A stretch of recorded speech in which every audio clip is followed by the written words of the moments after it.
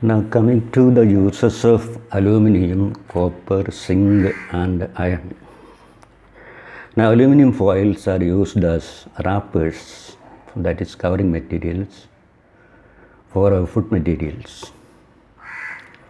Also aluminum is used in the extraction of chromium, and this process is called aluminothermic process. Aluminothermic process.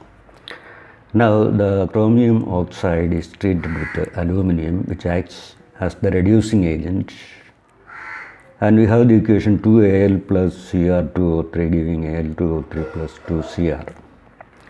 So aluminum is a good reducing agent, highly electropositive element, and it can recover the metal from the oxides of metals which are less electropositive. Now manganese is also extracted, manganese Mn is also extracted in this way. Now aluminum wires are used as electrical conductors. Now copper is also an electrical conductor. So for the preparation of electrical wires and in the preparation of alloys. Now alloys are mixed solutions of metals. Now alloys, the speciality of alloys is that they are tougher than, harder than the pure metals which form the alloys. Now the most important alloys of copper are brass and bronze, BRASS brass and BRONZD bronze. Now brass contains copper and zinc, about 60% copper and 40% zinc. Now bronze is an alloy of copper and tin, SN tin, stannum. Now bronze contains 80% copper and 20% tin. Now these two alloys are used for making utensils, household utensils. Zinc is used in the process of galvanization. Galvanization is the process of making a coating over iron so as to protect iron from rusting or corrosion.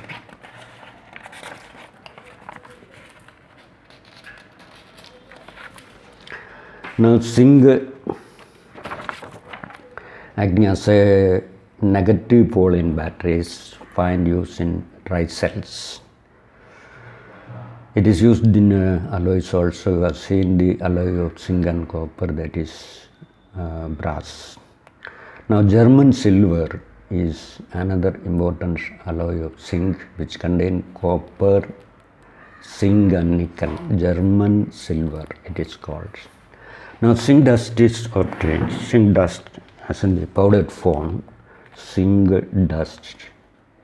Zinc in the powdered form is obtained as a dust on cooling zinc vapors during metallurgy of zinc, and this zinc dust is a good reducing agent, and it is again an impure form of zinc, and the zinc dust is used in the manufacture of dyes. Dyes are coloring materials and paints also coloring materials.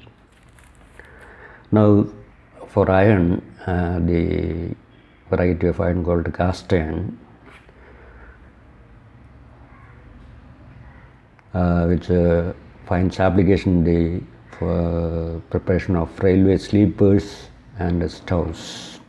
Now wrought iron is the purest form of iron, which is used for preparing anchors, then bolts and agricultural instruments. Now steel contains about 0.5 to 1.5% carbon, and steel we can say is an alloy of mainly iron and carbon, and it is tougher than cast iron or wrought iron, and again it is malleable, can be worked out easily. Now steel in combination with the various other metals can form different types of alloys, especially chromium, nickel and manganese are alloyed with steel to produce steels of special qualities. Now steel alloyed with nickel is called nickel steel, is used for making cables, then automobile and aeroplane parts. Now chrome steel, which contain chromium as the alloying metal, is used for making cutting tools and crushing machines. Now stainless steel contains about 12% chromium and 0.7% nickel. In addition to steel, it is used for making automobiles, utensils, etc. And stainless steel is also used for preparing blades, shaving blades. Now coming to P-block elements. Now the elements are nitrogen, phosphorus, arsenic, antimony and bismuth. Now atomic numbers are 7 for nitrogen, 15 for phosphorus, 33 for arsenic, 51 for antimony and 83 for bismuth. Now general electronic configuration is Ns2Np3. For nitrogen the configuration is 2s2 2p3, that is the configuration of the valency shell. Now for phosphorus it is 3s2 3p3, for arsenic it is 4s2 4p3, for antimony it is 5s2 5p3, and for bismuth it is 6s2 6p3. And before this 5s2 5p3 there is a d orbital, and before this 6s2 6p3 there are d and f orbitals, 4f orbital is there. Now these electronic configurations may be modified as helium core and then 2s2 2p3, neon core and 3s2 3p3 for phosphorus, argon core and 4s2 4p3 for arsenic, krypton core 5s2 5p3, then xenon core and 6s2 6p3.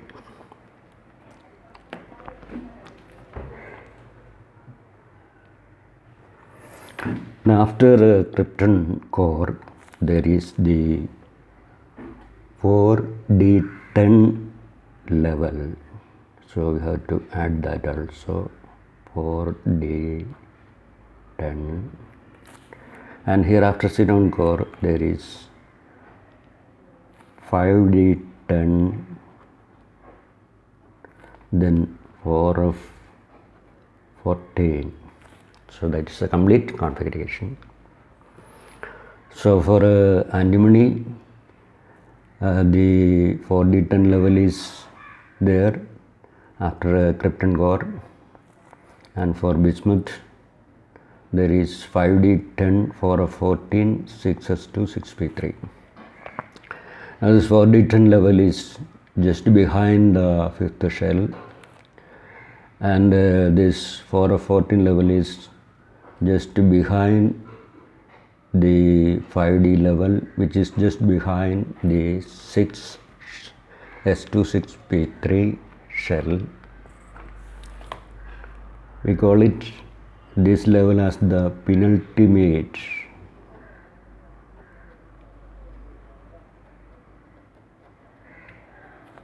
So 4d10 is the penultimate level, and 4 of 14 is the pre-penultimate level. So that is the electronic configuration.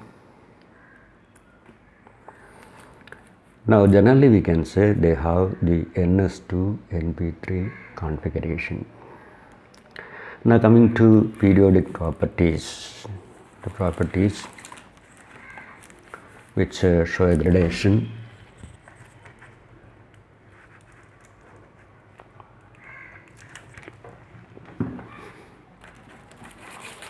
along the group.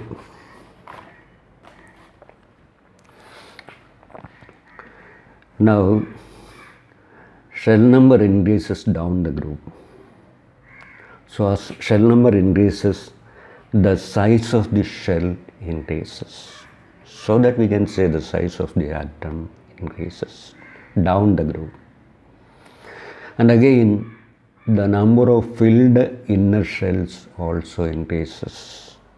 So these filled inner shells can shield, S-H-I-E-L-D, shield the nucleus, so that as we move down the group, the attraction of the nucleus towards the electron in the outermost shell will be gradually getting decreased.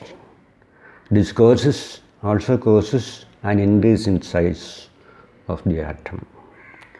Now, since the attraction between the nucleus and the valency electron decreases, we say the nucleus will be having lesser hold over the valency electron. Lesser attraction means lesser hold over the valency electron. So we can easily remove the valency electron as we move down the group. Now, the amount of energy spent in removing an electron from the outermost orbital of an atom is termed ionization potential or ionization energy.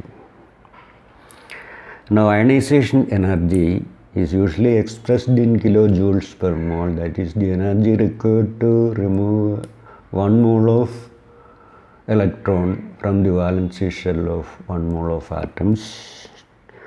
And this ionization energy decreases down the group because of the shielding power of inner shells and the increasing size of atoms. Now, the periodic property, that is covalent radius.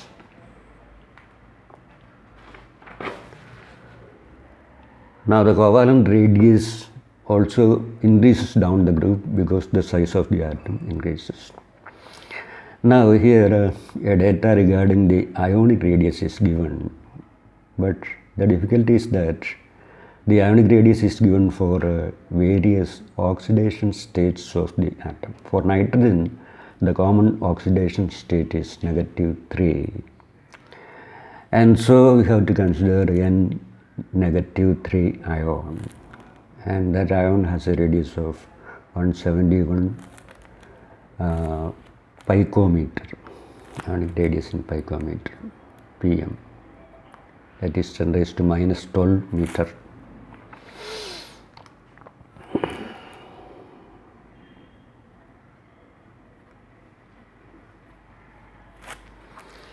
(171 pm). And for phosphorus, the -3 state ion, -3 ion has a radius of 212 picometers. So ionic radius gradually increases because the size of the atom increases. And for arsenic, the -3 state has got a radius of 222 picometers.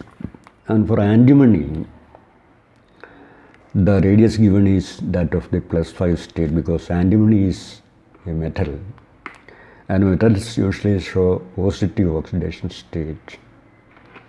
So a negative state is rare for antimony.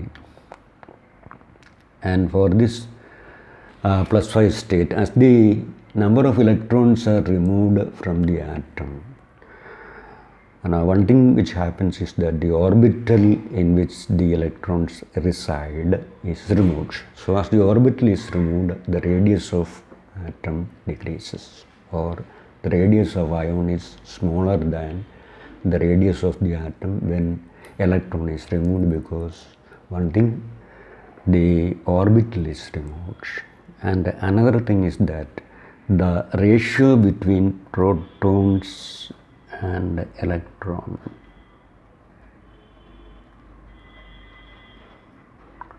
So number of protons by number of electrons, this ratio increases so that there is a greater attraction of the nucleus towards the remaining electrons, and this increased attraction causes a shrinkage, decrease in size of the orbital, and so the radius of the ion is smaller.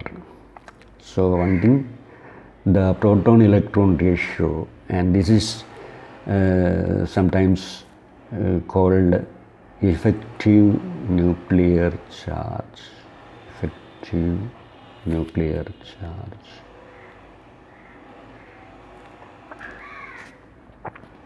Actually, proton-electron ratio is proportional to effective nuclear charge. So the effective nuclear charge increases as electrons are removed from an atom, and this causes an increased attraction, and the size of the positive ion is getting further decreased. So one thing, the orbital is removed, as a result the radius decreases, and the other thing, proton-electron ratio increases, or effective nuclear charge increases, and the size of the atom decreases, or the size of the ion is smaller. And for bismuth, the common state is +3. It cannot attain usually a +5 state, because in the case of bismuth, the orbital is valency shell orbital is 6s2, 6p3.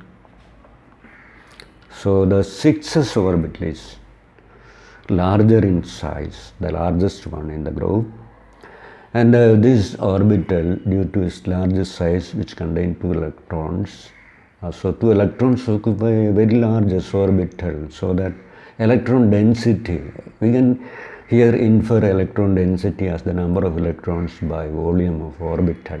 So as volume of orbital increases, electron density decreases, so that the bond formed by such an orbital, or an orbital involving hybridization of the 6s orbital, will be less effective.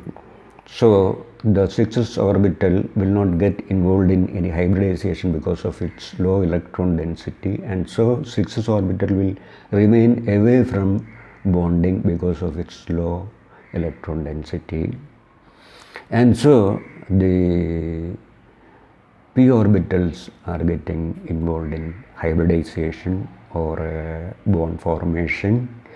And since the s orbitals are not involved in hybridization, and this reluctance of s orbital, 6s orbital to take part in bonding is called inert pair effect.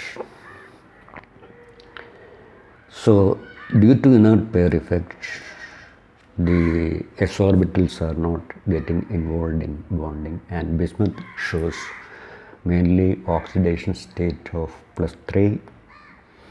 And since the number of positive charges is less than +5, so as the number of positive charges increases, proton-electron ratio increases.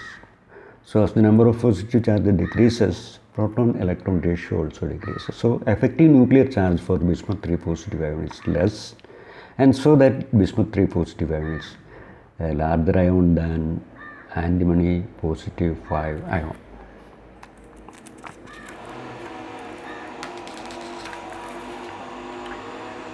Now melting point is a property which depends on the particular crystal structure adopted by the elements. Now in the solid state, now various elements can adopt various crystal structures.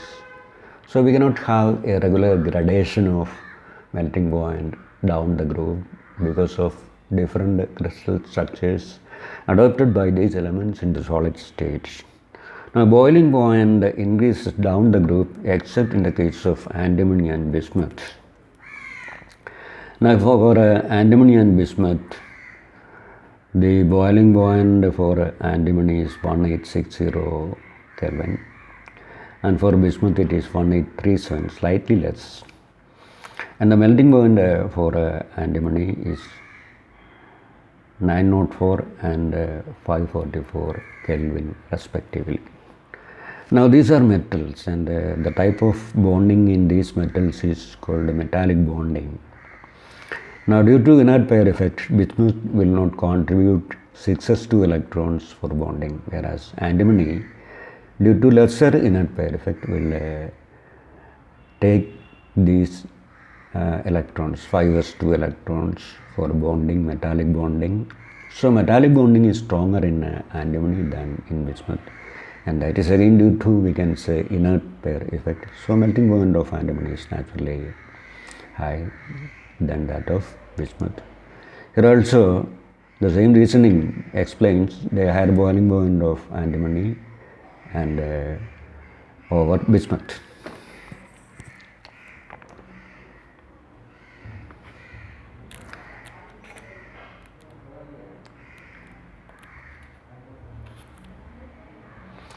Again, there is a regular increase in density, which may be mainly attributed to the increasing atomic weight down the group. So as atomic weight increases, density increases, because density is mass by volume.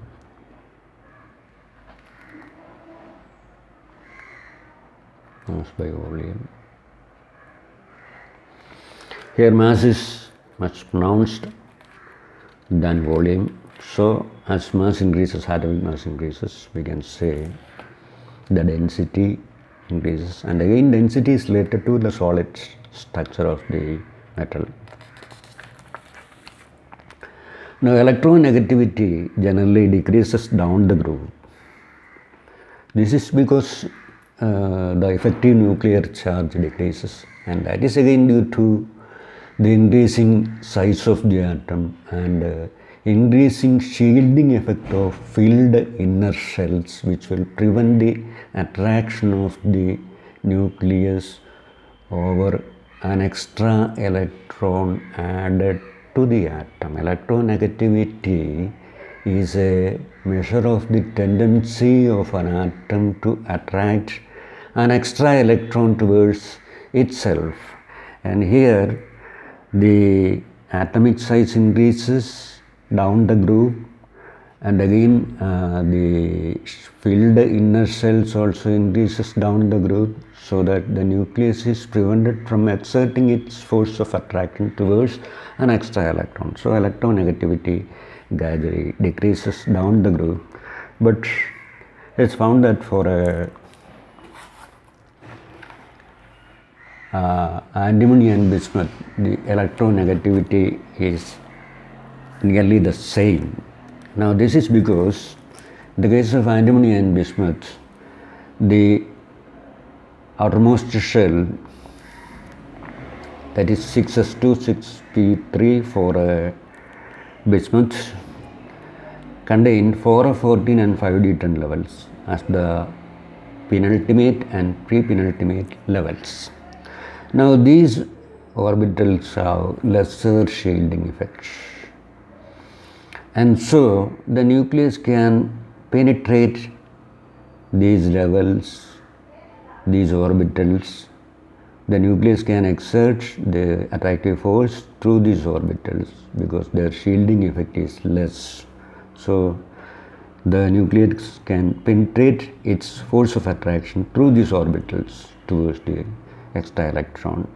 Similarly, in the case of antimony, there is the 4d10 orbital, which is also having a lesser shielding effect. So 4f14 orbital is having the least shielding effect, covering effect, and so the nucleus will be having almost equal effective nuclear charge towards an extra electron, and since the electronegativity is nearly the same for antimony and bismuth. Now coming to the oxidation states of these elements. Now oxidation state is the charge an atom of an element would get if a compound of that element undergoes complete ionization or supposed to do so. That is the definition given to oxidation state. Anyway, The common oxidation states of these elements are -3, +3 and +5. For electronegative elements like nitrogen and phosphorus, there can be a +3 state and a -3 state. For example, in ammonia, hydrogen with electronegativity 2.1, nitrogen with electronegativity 3. Nitrogen has -3 state. Whereas in N2O3, the oxidation state of nitrogen is +3. And nitrogen cannot have an oxidation state of, cannot have a valency of 5, but it can have an oxidation state of 5. Cannot have a valency of 5 because the valency shell of nitrogen contains only 4 orbitals. But in a compound like nitric acid, HNO3, nitrogen has an oxidation state of +5. When you calculate for H, it is +1. For nitrogen, let it take as X, and for oxygen, 2 into -2 into 3. So we say 1 plus X minus 6 is equal to 0, so that X is equal to 6 minus 1, that is +5. So nitrogen can have oxidation state of +5, but it cannot have a valency of 5. So NS3 is possible, NCl3 is possible, but NF5 is not possible. Now the tendency to exhibit -3 state decreases down the group mainly due to the decreasing electronegativity, then increase in size, and increasing metallic character down the group. As we go down the group, nitrogen is a gas, it's a non-metal, phosphorus is a non-metallic solid, arsenic is a semi-metal, antimony and bismuth are metals. So as metallic character increases, there is a tendency to donate electrons, electropositive character increases, so that the tendency to gain electrons decreases, so that the tendency to gain -3 state decreases down the group.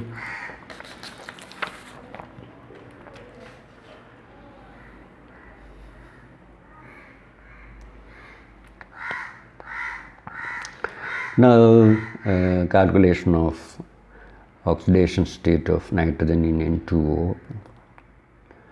See, electronegativity of nitrogen is 3, that of oxygen is 3.5. Nitrogen is in the oxidation state of +1 here because we take X as the oxidation state of nitrogen, that is for one nitrogen atom the state is X, and for oxygen it is -2, so that we can say 2 into X minus 2 equals 0, or 2X equals 2, or X equals +1. In nitric oxide, oxygen is -2, so that nitrogen is +2. In NO2 it is +4, in HNO3 it is +5. So nitrogen can have oxidation states of +1, +2, +4 and +5. But nitrogen cannot increase its valency from 4, so that NF5 is not possible. Now the stability of +5 state decreases down the group due to inert pair effects, because these electrons are reluctant to take part in bonding. But bismuth can form bismuth pentafluorides, and this may be due to the highest electronegativity of fluorine. So it is a strong oxidizing agent, and fluorine is having small size, so around the large bismuth atom we can arrange 5 fluorine atoms. And again the comparatively high bond energy of BIF bonds. Now due to all these facts, bismuth pentafluoride is possible. Now in the case of nitrogen, all oxidation states from +1 to +4 tend to disproportionate in acid medium.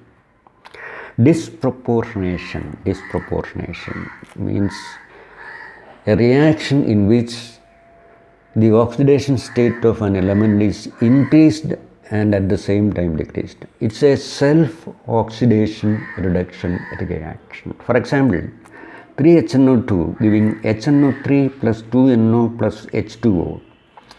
In HNO2, the oxidation state of nitrogen is plus 3.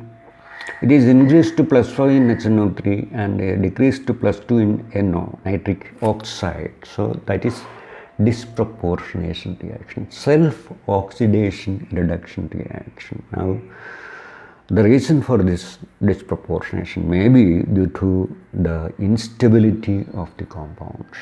Now consider HNO2. There is a lone pair over a nitrogen atom.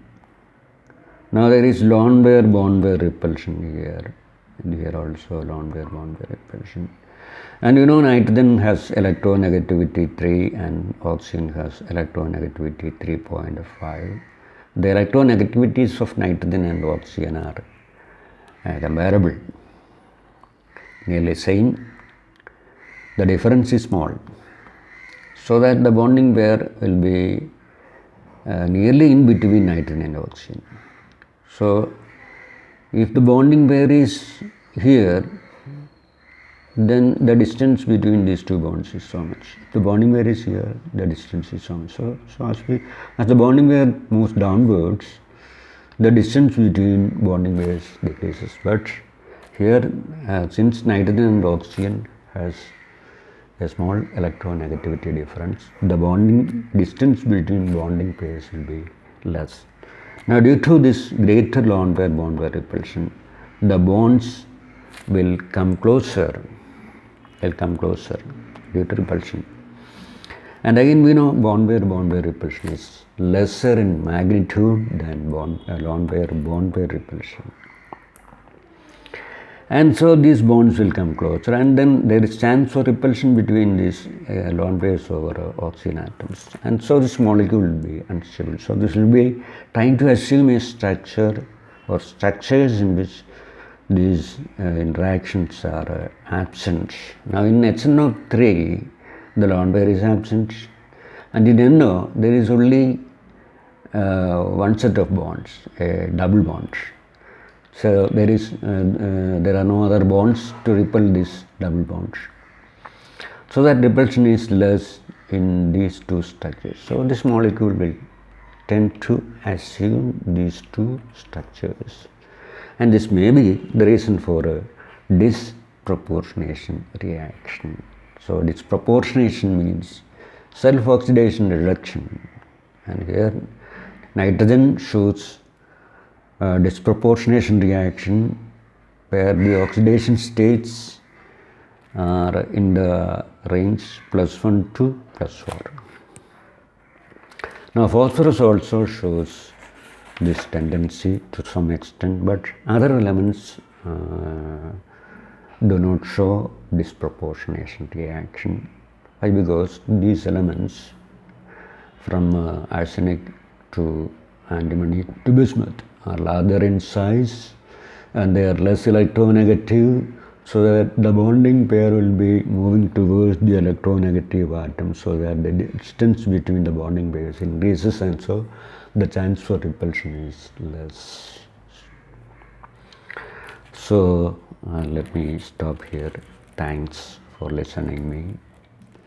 Your opinions, comments are expected. Please advise me to improve my way of presentation. Thanks.